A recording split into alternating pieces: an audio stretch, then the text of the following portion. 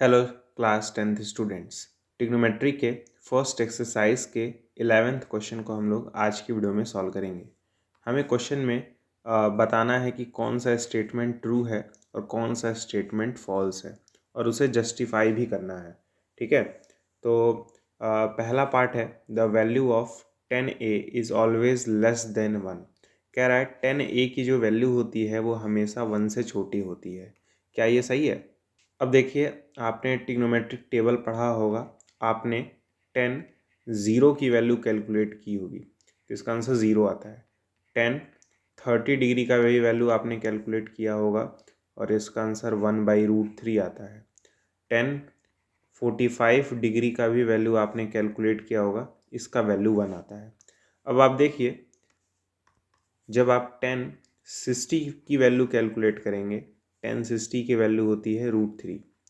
ठीक है, और √3 की वैल्यू होती है 1.732।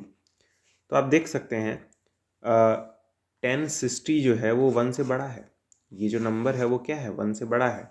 तो क्वेश्चन में बोला था कि 10a की वैल्यू क्या हमेशा 1 से छोटी होती है? बिल्कुल नहीं। हमें 1060 डिग्री की वैल्यू 1.732 मिल रही है जो कि 1 से बड़ी है। तो 10a की वैल्यू हमेशा 1 से छोटी नहीं होती है। इसका मतलब पहले वाले का आंसर होगा फॉल्स। ठीक है, और मैंने जस्टिफिकेशन भी दे दिया है। 1060 डिग्री की वैल्यू √3 होती है जिसकी वैल्यू 1.732 होता है। ठीक है, अब आते हैं सेकेंड पार्ट पे। सेकेंड पार्ट में बोला है कि सेक ए की वैल्यू 12/5 होगी किसी न किसी एक एंगल के लिए। ठीक है, अब देखिए, आप अगर एक राइट एंगल ट्रायंगल बनाएं, अगर आप एक राइट एंगल ट्रायंगल बनाएं तो आप जानते हैं सेक ए जो होता है, एक्चुअली में इसकी वैल्यू हमें 12/5 तो गिवन है, लेकिन सेक ए जो होता है वो बेस अपॉन हाइपोटेनियस के हाइपोटेनियस अपॉन बेस के इक्वल होता है। तो हाइपोटेनियस तो 12 हो जाएगा और बेस जो है वो 5 हो जाएगा। ठीक है, तो हाइपोटेनियस 12 हो जाएगा और बेस जो है, अगर ये एंगल है तो बेस 5 हो जाएगा। मैं आपसे पूछ रहा हूँ परपेंडिकुलर की वैल्यू क्या होगी, तो आप कहेंगे कि हाइपोटेनियस का जो स्क्वायर होता है वो perpendicular square plus base square के इक्वल होता है।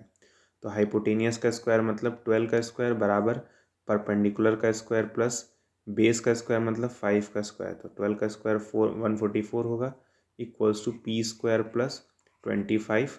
25 जब इस साइड जाएगा तो माइनस हो जाएगा और माइनस करने के बाद आपको मिलेगा 119 बराबर पी स्क्वायर। तो पी की वैल्यू क्या हो जाएगी, √119। तो परपेंडिकुलर की वैल्यू आ तो रही है ना, परपेंडिकुलर की वैल्यू आ तो रही है √119, मतलब सेक ए की ये वैल्यू पॉसिबल हो सकती है। ठीक है, वैसे भी देखिए हाइपोटेनियस की वैल्यू 12 है और बेस की वैल्यू 5 है। हाइपोटेनियस जो होता है बेस से बड़ा होता है, तो हाइपोटेनियस अगर 12 है और बेस अगर 5 है तो 12 5 से तो बड़ा होगा, यानी हाइपोटेनियस जो है बेस से बड़ा होगा। ठीक है, तो सेक ए की जो ये वाली वैल्यू है ये पॉसिबल है। ठीक है, दो तरीके से इसके मैंने रीजंस बताए हैं। पहला रीज़न ये है कि आप परपेंडिकुलर कैलकुलेट करके देखें, परपेंडिकुलर की वैल्यू आ रही है √119। तो अगर परपेंडिकुलर की वैल्यू आप निकाल पा रहे हैं मतलब ये वाला एंगल पॉसिबल है। ठीक है, दूसरे तरीके से आप ये भी सोच सकते हैं कि हाइपोटेनियस की वैल्यू 12 है और बेस की वैल्यू 5 है, और जनरली होता है कि हाइपोटेनियस बेस से बड़ा होता है। तो अगर हाइपोटेनियस की वैल्यू 12 है और बेस की वैल्यू 5 है तो 12 5 से बड़ा तो है ही, मतलब सेकंड वाला ट्रू होगा। ठीक है, सेकंड वाला क्या होगा, ट्रू होगा। ठीक है, अब आते हैं थर्ड पे। कह रहा है cos a is the abbreviation used for the cosecant of angle A.